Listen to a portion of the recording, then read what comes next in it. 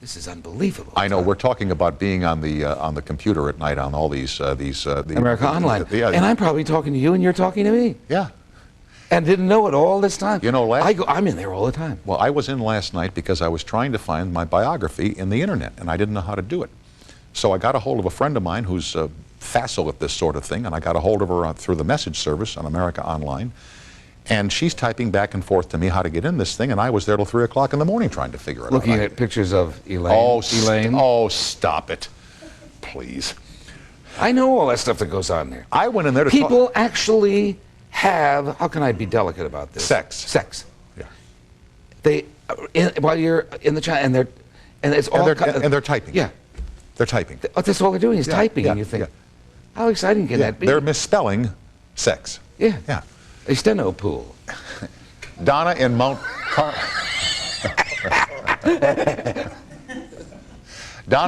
Carmel, Pennsylvania. Hi. Hi. Hi, Tom. Hi, Merv. Hi. Nice to see you both back on TV. Thank you. Have you been off? Oh, have I ever? I saw you on CNN. Oh, no. She just. Thanks, Donna. We appreciate it. Thank you, Donna. Yeah. Oh, it's okay. Well, all right. You didn't call collected. I wanted to ask Merv, out of all the people he had on the show and all the people he discovered, who was he most surprised at that became a star? Woody Allen. Really? Yeah. He was a writer. He'd been on One Night with Parr, and he did his act. He didn't come to the panel. And Parr said, this is disgusting. And on camera said, I want to know the name of the booker who's responsible for putting him on the show. Because, you know, Woody was a little on the edge in those days. Oh, yeah. But at home, I was falling off my chair.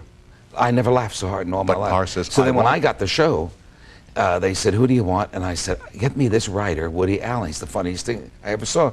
And I had a deal with him, signed a contract. He appeared with me every Friday. I remember that. Yeah. Remember that. Oh, God, I thought he was wonderful. I'm glad you called, Donna. Thanks for joining us. You're welcome. All right, bye-bye. Bye. You had a great, you had the last interview with Orson Welles. Yeah. The very last one. I didn't know it was going to be his last. But, you know, he always had a rule, no notes. There were no notes, no pre-interviews. I don't, and his dictum was, I do not want to take any trips down memory lane. No trips, do not discuss the past. Well, you know, there was Rita Hayworth and Marlena Dietrich. Of course. And the Hearst and throwing him off the, you know, out of the country. And for Citizen Kane, sure, yeah. And there was everything he wanted to ask him. No. So we'd talk about, you know, and he'd do his illusions and all that kind of stuff. Yeah, there he is. Wow. And one night, he was waiting at my dressing room door, because we never saw each other before the show. And I came down, and he said, I feel very expansive tonight, you know. And I said, yeah? And he said, ask me anything you want. I'll talk about anything. And I said, no. He said, yep. He said, ask me all that tabloid gossip stuff you want about Rita and Marla. And I said, Orson, you gotta be kidding. And Hearst, ask. And we went on, I asked him everything, and it was fascinating. And he went home and died 2 hours later. Oh, my dear. Yeah. You know, I was with the director, William Friedkin, Billy Friedkin. Oh, yeah, Billy Friedkin. He carries around in his wallet the AP initial obit on Orson Welles that went over the wires moments after Mr. Welles passed away. Yeah. So they go through all the things he did, Citizen Kane, Othello, et cetera, et cetera. And at the end, there was a misstrike on the teleprinter, and they meant to say that Orson Welles was 70 years old when he died, but it said Orson Welles was 70 years odd when he died.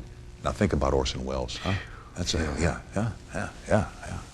Wow. Anyway, he was extraordinary. Oh, no question, Just extraordinary. I went, one day, he would invite me for lunch all the time. And I went with him one time. He was a great friend of Patrick Tarai. Oh, the Ma Maison restaurant on Melrose. So he would sit inside, not out. That's correct. And we'd over in a little corner, and he'd order. At the top of the steps there, before you went inside. Yeah. So I'd eat with him, and he would order a little piece of fish, and a little thing here, and a little that. Yeah. And I'd look at him and think, well, God, he must be swollen, you know. Or, how can, because, man, I sit down, I eat, you know, food. Yeah. And so we left approximately the same time, and I stopped to talk to somebody. He took off. He had a limousine. Yeah. You know, we'd go down the street like that. Mm-hmm. And I happened to be going in the same direction and took the same turns. I was broadcasting at that time from Hollywood and Vine, or Sunset and Vine. And so we just, by accident, followed him, the driver. Yeah. He stopped at Pink's. Pink's, the hot dog joint, yeah. Yeah. And probably had 15. I said, wait a minute, 22. 22, I yeah, counted them. Hot dogs. Went on the grape diet one year, ate a vineyard. Is Merv out of here? Good. He's afraid I would tell that, you see, on television. So he's a real sneaky hot dog eater. Let me ask you here about Wheel and Jeopardy. Yeah. These are the simplest games in the world. Well, you said it in your Emmy Magazine interview. It came out today. I read it. You said, this is the television show. Keep it simple. Simple, right. I mean, the great games on television over the years have been simple games. Tic-tac-toe. Explain it in one sentence. 21, Yeah. you know, don't go over. No. Wheel of Fortune is Hangman, Jeopardy is... were these, from the get-go, runaway bestsellers? Oh, no. Daytime, Wheel was on 16 years before it went nighttime. And then it went nighttime. It's now in its 13th year, and it's never been anything but #1. I know. In syndication. And Jeopardy followed a year later, and that's been #2, and has since the get-go. Do you still make up the little things? The puzzles on Wheel of Fortune. Yeah. Okay. Ride them by on long plane trips, because I'm in the air all the time, flying from one state to another. Yeah. And I write them all down, come back. Unbelievable. Then they send me a plot sheet, and I look at it, and I'll cross out what I think is easy and write in all these. I get all the mixed up You know what would be words. great is if you would, like when Sajak goes on vacation, does he ever get a time off? Oh, yeah, but I might ruin the demographics. Oh, come on. No, when you're 50 years old, man, you're supposed to sell your television set and get out of America. You can't hang around. Hey, I'm proving I'm wrong nightly here, kids. It'd just be great one week have Merv come on Wheel of Fortune and give away all these. I've been on it, but not as I understand. But walk on. I hope you'll come back sometime. There's a lot of I your will. stuff that we I have. have nothing to do tomorrow night. Well, I do. Oh, you do. not very nice, Doctor. Cute, but not nice. Yeah, I know, but it's a little payback for the haircut. I'm not blonde? Oh. That was great fun. And I've watched you so many times, and I love your style. And you're all that's left. Yeah, anyway, do come back. No man is an island, but you're there. Yeah, but I'll tell you, you're the history of this whole business, kid. And, geez, don't say that. Oh, no, you are, yeah. And that's good, by the way. That's very, very good. That's all right. I was interviewing one time this guy, King Vidor, huh? Yeah. Ooh, major. Yeah, the whole history of movie was with him and Hal Roach, and they were both alive in my time, you see? Wow. Thank you, Merv. Yeah. And if you get a lot of money for this show, you come to one of my places. Oh, no, kid. I'll help you double it. No, I don't. I